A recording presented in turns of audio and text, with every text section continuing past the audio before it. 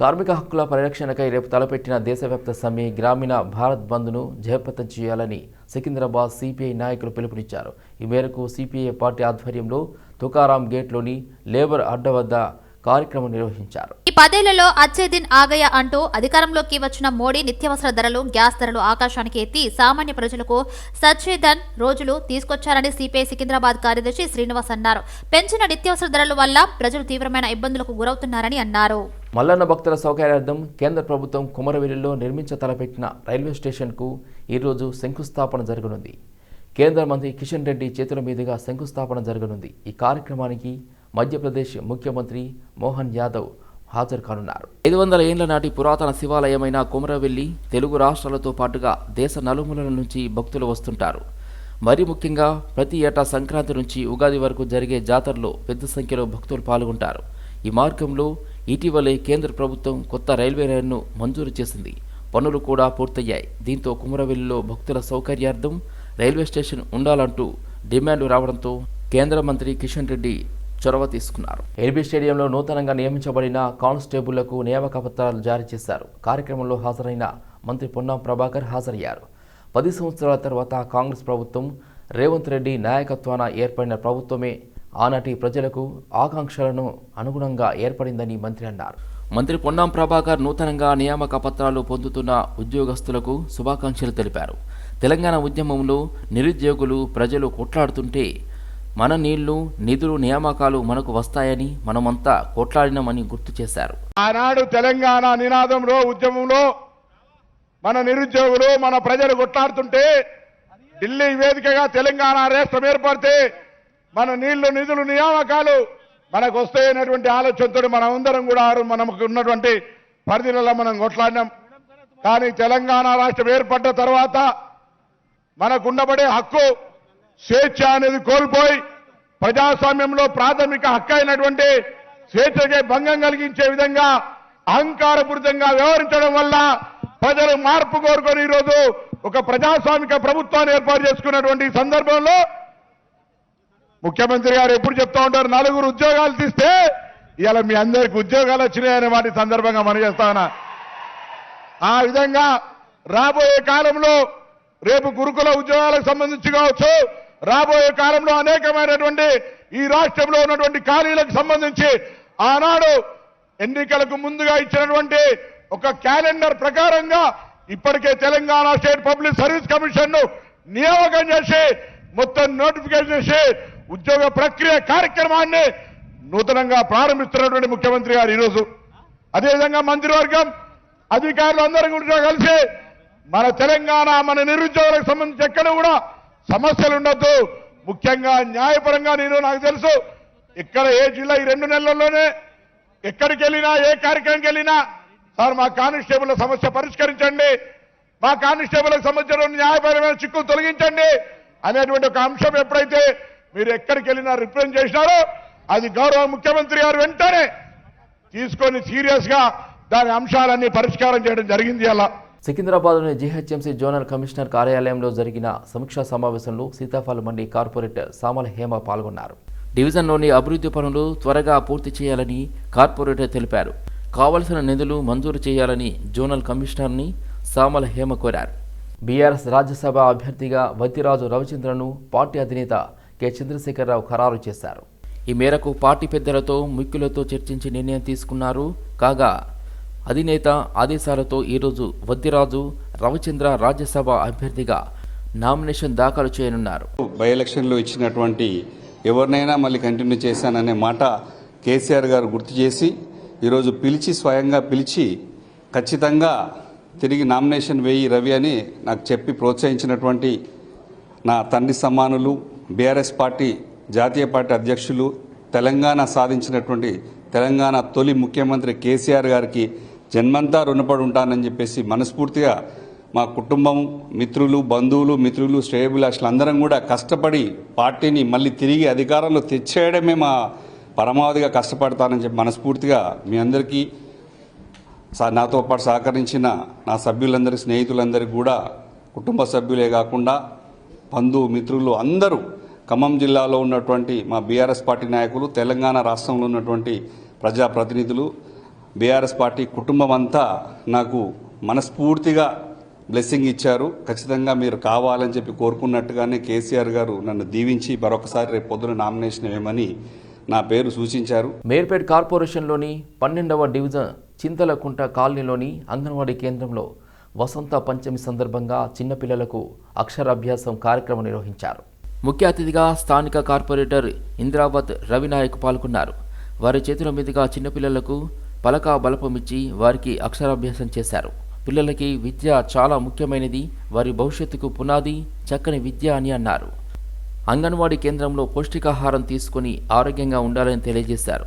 తర్వాత మన లెనిన్ కాలనీలో పిహెచ్సి సెంటర్ ద్వారా 9 నెలల నుంచి 5 సంవత్సరాల లోపు చిన్నపిల్లలకు ఏ విటమిన్ ద్రావణం చుక్కలు 12వ డివిజన్లో ఉన్నటువంటి పిల్లలందరికీ వేశారు. కార్యక్రమంలో ఇంద్రాబాద్ రవినాయక్ కార్పొరేటర్, అంగన్వాడీ టీచర్ సుకన్యాకుమారి, ఆయా మంజుల, ఆశా వర్కర్లు సునీత, వసంత, లక్ష్మి, రాణి మరియు కాలనీవాసులు వెంకటేష్ గారు పాల్గొన్నారు. బీజేపీ ఎంపీ బండి సంజయ్ కుమార్ చేపట్టిన తొలి విడత ప్రజాహిత యాత్ర రేపటితో ముగియనుంది. ఈరోజు మధ్యాహ్నం సిరిసిల్ల జిల్లా వేములవాడ నియోజకవర్గంలోని అగ్రహారం వద్ద ప్రజాహిత యాత్ర తొలి విడత యాత్రను ముగించనున్నారు. ఢిల్లీలో బీజేపీ జాతీయ కార్యవర్గ సమావేశాల్లో పాల్గొనడంతో పాటు పలు కార్యక్రమాలకు హాజరు కావాల్సి ఉండటంతో వారం రోజులు యాత్రకు బండి సంజయ్ బ్రేక్ ఇవ్వనున్నారు. అనంతరం బండి సంజయ్ మలి విడత ప్రజాహిత యాత్రను కరీంనగర్ పార్లమెంటు పరిధిలో కొనసాగించనున్నారు. మరోవైపు 5వ విడత ప్రజాహిత యాత్ర రాత్రి పొద్దుపోయే వరకు జోరుగా సాగుతుంది. యాత్రకు అడుగడుగునా ప్రజలు బ్రహ్మరథం పట్టారు. సిరిసిల్ల నియోజకవర్గం గంభీరావుపేట, ముస్తాబాద్ మండల కేంద్రాలతో పాటు ఆయా మండలాల పరిధిలోని పలు గ్రామాల్లో బండి సంజయ్ పాదయాత్ర చేశారు. కాళేశ్వరంపై కేంద్ర రాష్ట్ర ఇంజనీరింగ్ నిపుణుల బృందం నివేదిక ఇచ్చిందని, విజిలెన్స్ సైతం రిపోర్టు ఇచ్చిన తర్వాత మళ్ళీ అక్కడికి వెళ్లాల్సిన అవసరం ఏముందని బీజేపీ ఎంపీ ప్రశ్నించారు. దేశవ్యాప్తంగా బీజేపీ గెలుపు ఖాయమని తేలడంతో ప్రజల దృష్టిని మళ్లించేందుకు కాంగ్రెస్, బీఆర్ఎస్ పార్టీలు కాళేశ్వరం, కృష్ణా నీటి పంపకాల పేరుతో పరస్పరం దూషించుకుంటూ డ్రామాలు ఆడుతున్నాయని మండిపడ్డారు. మహిళల మీద అత్యాచారం జరిగితే కొట్లాడింది మేము, మీరు కాంగ్రెస్ వాళ్ళకు ఓటేస్తుంది. ఇలా తెలంగాణ రాష్ట్రంలో కొట్లాడింది మేమక్క అన్న, మేము కొట్లాడినామన్నా. తెలంగాణ రాష్ట్రంలో ఒక్కొక్కరు పీన మా కార్యకర్తల మీద 20-30 కేసులున్నాయన్న. నా మీద 100 కేసులున్నాయక్క. నా మీద కేసీఆర్ 100 కేసులు పెట్టిండు. నా మీద నన్ను 2 సార్లు జైలుకి పంపాడు. ఈ సిరిసిల్ల నియోజకవర్గంలో ఓ పోటీనాడు తోపుకుంటాడు బాగా, ట్విట్టర్ టిల్లు అనే పేరు. ట్విట్టర్ టిల్లు అంటారు. నేనే బాగా చదువుకున్నా, నా అంత మునగాడు ఎవరు లేడనుకుంటాడు. ఆయన చేసింది అమెరికాలో చిప్పలు కడిగింది. ఆయన అమెరికాలో ఆయన బతికే కదైనది. ఇక ఆయన పేరు ఉంటుంది తెలుసా నీకు? ఎమ్మెల్యే పేరు ఏం పేరక్క? ఏం పేరు చెప్పన్నా? అది తెలిసి అప్పుడు ముస్తాబు జరుగుతున్నది. ఆయన పేరు కల్వకుంట్ల తారక రామారావు కాదు, ఆయన పేరు కల్వకుంట్ల అజయరావు. ఏం చేసిందంటే కేసీఆర్ సార్ కు ఎన్టీ రామారావు టికెట్ ఇవ్వలే. ఒక ఇంత డ్రామా, కేసీఆర్ సార్ పెద్ద డ్రామా. ఇప్పుడు చెప్తే కదా, భాష మార్చాడు, వేషం మార్చాడు. ఇక చచ్చిపోయాడు గిట్టే మాట్లాడతాడు. ఇక రేపు వస్తే మాట్లాడు. ఇక నమ్మించి ఆయన గిట్టే పిట్ట కథలు చెప్పే, మాయ మాటలు చెప్పే, తెలంగాణ యాస భాష అనే మీతో ఓట్లు గుర్తు తీసుకుంటే మీకు కుంభ ముచ్చే పీకాయ. ఒక్కొక్కరి పేరు మీద 1,50,000 అప్పు చేసి పీకాయ. మళ్ళీ ఫామ్ కూడా తాగిపోతాడు. ఆయనకి ఏం వస్తాం? ఆయనకి ఏం వస్తాం చెప్పాక? ఆయనకు ఏం చేస్తుంటే ఎన్టీ రామారావు పోయింది పాపం. పోయి ఎన్టీ రామారావు టికెట్ ఇవ్వండి నాకు, కేసీఆర్ కు టికెట్ ఇవ్వంటే సంఖ్యలు వేసుకొని పోయి అజయరావు, సంఖ్యలు అజయరావుని వేసుకొని పోయి ఆయన పేరే అజయరావు పేరు పెట్టిండు. 21 రోజుల పేరు పెడతాం కదా, పేరు పెట్టిండు అజయరావు పేరు పెట్టి మళ్ళా సంఖ్యలు వేసుకొని ఎన్టీ రామారావు పోయి సార్ నువ్వు అంటే నాకు చాలా అభిమానం సార్, నేను అభిమానంతో నా కొడుకు పేరు కల్వకుంట్ల తారక రామారావు పెట్టారు సార్ అన్నాడు. జేఈలో సత్తా చాటిన ఆకాష్ కళాశాల విద్యార్థులు రిషి, శేఖర్, శుక్లా ప్రతిష్టాత్మకమైన ఐఐటి, ఎన్ఐటి ఇంజనీరింగ్ ప్రవేశాల కోసం కార్యక్రమం నిర్వహించారు. జాయింట్ ఎంట్రన్స్ 2024 తొలి విడత పరీక్షల ఫలితాల్లో ఆకాష్ విద్యార్థులు 100% స్కోర్ సాధించారు. తమ విద్యార్థులు సాధించిన విజయం వెనుక విద్యార్థుల నిబద్ధతతో పాటు తమ కళాశాల నైపుణ్యమైన బోధనా ప్రణాళిక ఎంతగానో ఉపయోగకరం అని ఆకాష్ సంస్థ యజమాని అన్నారు. వినూత్నమైన పద్ధతుల ద్వారా విద్యను అందిస్తూ విద్యార్థులను తీర్చిదిద్దడమే మా ప్రత్యేకత అని ప్రిన్సిపల్ తెలిపారు. విద్యార్థులను తీర్చిదిద్దిన ఉపాధ్యాయులను, తల్లిదండ్రులను కళాశాల యాజమాన్యం ఘనంగా సత్కరించి అభినందించారు. సరళమైన బోధనా పద్ధతులతో తమ ఉపాధ్యాయులు తమను తీర్చిదిద్దారు. తమ తల్లిదండ్రుల ప్రోత్సాహం, తమ విజయానికి సోపానమని విద్యార్థులు పేర్కొన్నారు. Result which has been exceptional from Telangana this time. We are having a perfect score of 300 by 300, 100 percentile score overall of Rishi Shekhar Shukla, who is our 2-year classroom students from Akash. And we are celebrating many more such results as students who have got 99.9 percentile above results. This is a record for the Akash. This is the testimony of the Akash system, its material, the testing, the teachers, the ecosystem what we have created for the students. And I think the result of the Rishi Shekhar Shukla will give the confidence to many more students to aspire for their dream and try to achieve for it. We at Akash enable all of our students with the whatever support is required in helping them for achieving their goals. And again, I wish all the best to the students who have qualified today for their future endeavors. I feel like I have improved a lot this year comparing to last year. It provides best environment for education. I feel it best long term or always been a support to me. Along with my parents, I appreciate the efforts of my teachers also. Without teachers, we are nothing. If they don't clarify our doubts, we can't reach this stage. And I'm so happy and I'm so thankful for my teachers first and then my parents. My parents also did a lot of sacrifices, so they'll be with me and be with them. All the best to everyone. New questions, and whenever I had doubts, they cleared it on time and they helped me understand the concept better. And they helped me in test analysis and analyzing my mistakes and improving in my details. as per my hard work, I think I did and I felt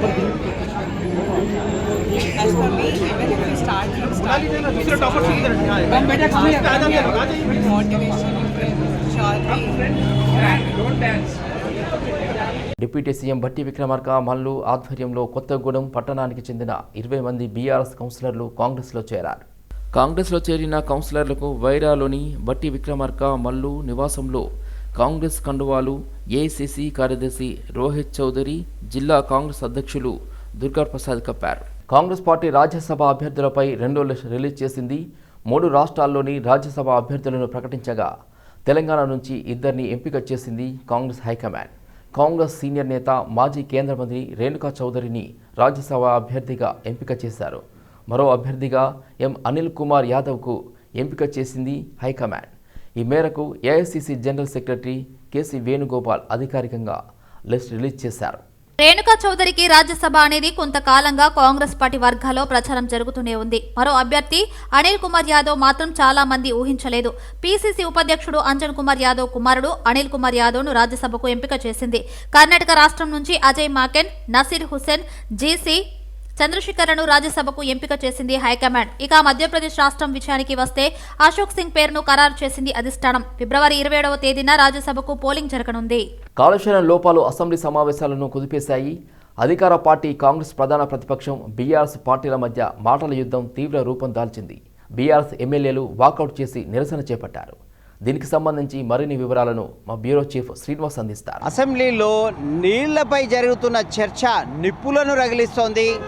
అధికార పక్షం కాంగ్రెస్ అదేవిధంగా ప్రధాన ప్రతిపక్షం బీఆర్ఎస్ల మధ్య మాటల యుద్ధానికి దారితీసింది. నిన్న నల్గొండ సభలో సీఎం కేసీఆర్ మాట్లాడిన మాటలు ఏవైతే ఉన్నాయో అవి వివాదాస్పదంగా ప్రజలను తప్పుదారి పట్టించే విధంగా ఉన్నాయి. చట్టసభలో చేయాల్సిన సూచనలు ఒక ప్రతిపక్ష నేతగా తన పాత్ర పోషించకుండా సభలలో బహిరంగంగా సభ బయట ఇష్టారాజ్యంగా మాజీ సీఎం కేసీఆర్ మాట్లాడుతున్నారంటూ కాంగ్రెస్ పక్ష నేతలు ప్రధాన ప్రతిపక్షం పైన విరుచుకుపడ్డారు. అదే క్రమంలో అధికార పక్షాన్ని అడ్డుకోవడానికి అధికార పక్షం పైన మాటల యుద్ధంతో ప్రతిదాడి చేయడానికి ప్రయత్నం చేసినటువంటి ప్రతిపక్ష బీఆర్ఎస్ పార్టీ నేతలకు అక్కడ స్పీకర్ అనుమతించకపోవడంతో సభ నుంచి వాకౌట్ చేయాల్సిన పరిస్థితి ఏర్పడింది. సభ నుంచి వాకౌట్ చేసి నిరసన వ్యక్తం చేశారు. అసెంబ్లీ ఆవరణలో మరొక 2 ఆసక్తికరమైన పరిణామాలు చోటు చేసుకున్నాయి. బీజేపీలో ఉన్నటువంటి శాసనసభ పక్ష ప్రకటన అనేది కొన్ని రోజులుగా నానుతున్నటువంటి ప్రకటనకు తెరపడింది. ఆ చిక్కుముడి విడింది. ఎట్టకేలకు ముందు నుంచి ఏదైతే శాసనసభ పక్ష నేతగా పట్టుబడుతున్నారో అంటే శాసనసభ పక్ష నేతగా అవకాశం కావాలని పార్టీలో పట్టుబడుతున్న మహేశ్వర్ రెడ్డికే పార్టీ ఓటేసింది, పార్టీ నిర్ణయించింది. ఏలేటి మహేశ్వర్ రెడ్డి అయితే నిర్మల్ నుంచి గెలిచినటువంటి బీజేపీ ఎమ్మెల్యేను అనుభవ రీత్యా గత 2 పర్యాయాలు శాసనసభకు ఎన్నికైనందువల్ల ఆయనను అంటే బీజేపీ శాసనసభ పక్ష నేతగా నియమించింది పార్టీ. అలాగే ఇద్దరికి అవకాశం ఇచ్చింది డిప్యూటీ ఫ్లోర్ లీడర్లుగా. ఒకరు బీసీ నుంచి పాయల్ శంకర్ అయితే ఆదిలాబాద్ ఎమ్మెల్యే, మరొకరు కామారెడ్డి నుంచి ఇద్దరు సీఎంలను ఓడించినటువంటి వెంకట రమణారెడ్డికి అవకాశం దక్కింది. అదేవిధంగా మరో ఇద్దరికి పార్టీ బీజేపీ విప్ అవకాశాలను ఇచ్చింది. ఒకరు పాల్వాయి హరీష్ సిర్పూర్ నగర్ ఎమ్మెల్యే అయితే మరొకరు సూర్యనారాయణ గుప్తా ఏదైతే నిజామాబాద్ అర్బన్ నుంచి ఎన్నికయ్యారో ఆయనకు అవకాశం కల్పించింది. అయితే ఈసారి శాసనసభాపక్ష నేతగా వ్యవహరించడానికి రాజాసింగ్ ఏదైతే గోషమాల్ నుంచి బీజేపీ ఎమ్మెల్యే ఉన్నారో ఆయన ఆసక్తి చూపకపోవడంతో చివరికి ఏలేటి మహేశ్వర్ రెడ్డిని ఈ పదవి వరించిందని చెప్పుకోవాలి.